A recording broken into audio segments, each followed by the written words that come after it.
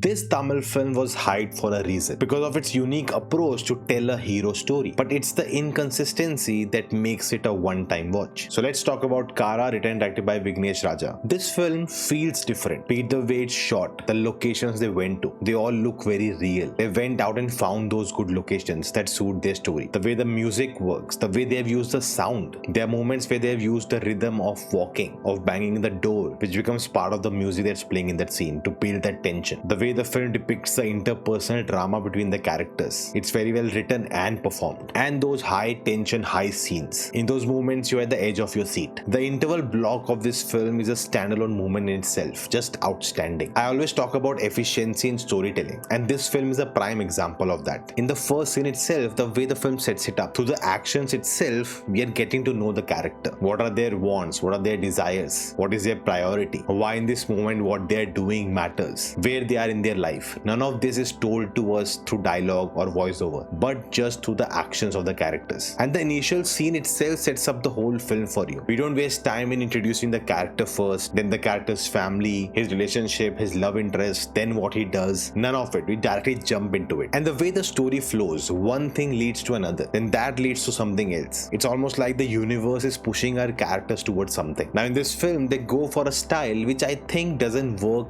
in its favor, and that's why we have this tonal inconsistency throughout. From the way the film starts, we have a great moment for the hero to show up for the first time, as if the film is giving you a chance to whistle and clap for him, something what mass films do. But from that high point, we cut back to a very grounded scene, which is again very well done. But because of these two styles, it becomes a mismatch, and initially that doesn't impact the film, but later on it comes to haunt it. Now another issue I felt in the film was that the drama scenes and the heist moments felt like two separate films, not because of the treatment, but how detached they were from each other. Because whenever we are dealing with one, the presence of the other is not felt, and vice versa. When we get into the family drama, we get a whole stretch of family drama, and suddenly it feels like we have forgotten about the whole heist thing. And when we get into the heist, it is so detailed, we get so engrossed into it that we forget about the whole family drama that's been happening. And I think one way to fix this could have been through editing, where you constantly remind of what's at stake. When we are into the family drama, him being a thief should be haunting him. He should be afraid all the time, that any time the police will catch him. Problem is, you never feel that. And when we are in the heist mode, there should be a constant present that what if I get caught? He should be afraid of it, that he'll be breaking his promise. That constant reminder was missing. Now with the villain, the film takes an easy route, which I'm not a fan of. Banks are evil.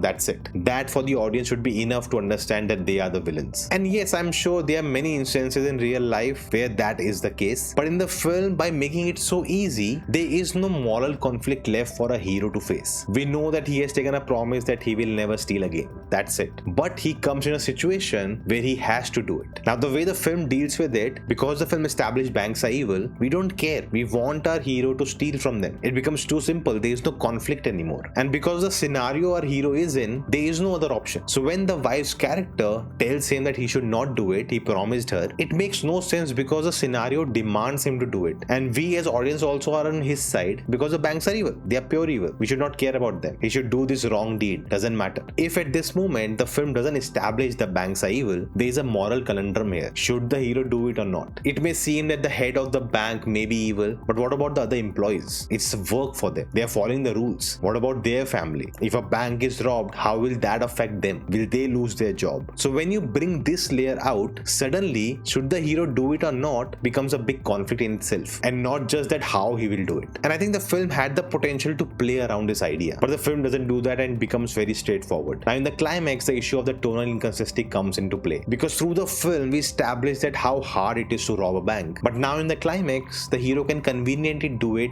with ease, as if it was not a big deal at all. And what is the reason behind it?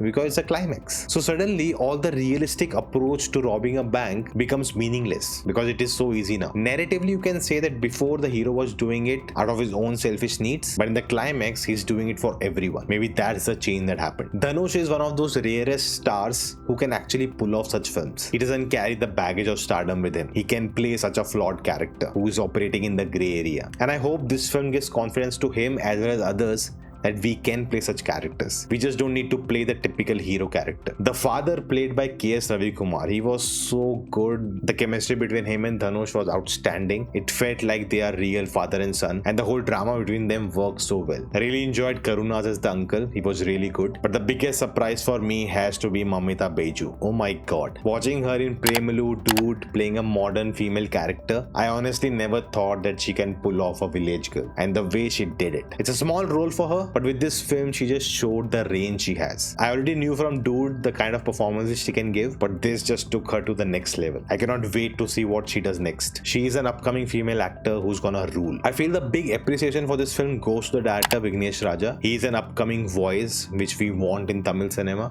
thinking differently, tackling subjects very differently. If you look at it, it is a hero rising to the occasion for his family. The typical story we have seen many times. But this different approach and structure to it makes it special, makes it unique. It definitely needs more fine tuning. I wish, the directors don't have any barriers of, carrying the stardom of the hero. The sooner we get rid of it and focus on the story you want to tell with full conviction, the better. Now in this video I talked about another upcoming voice from Tamil cinema, Ken, and his latest film Youth. Check out the review here. Do let me know your thoughts about kaɾa in the comments below, and I will see you next time.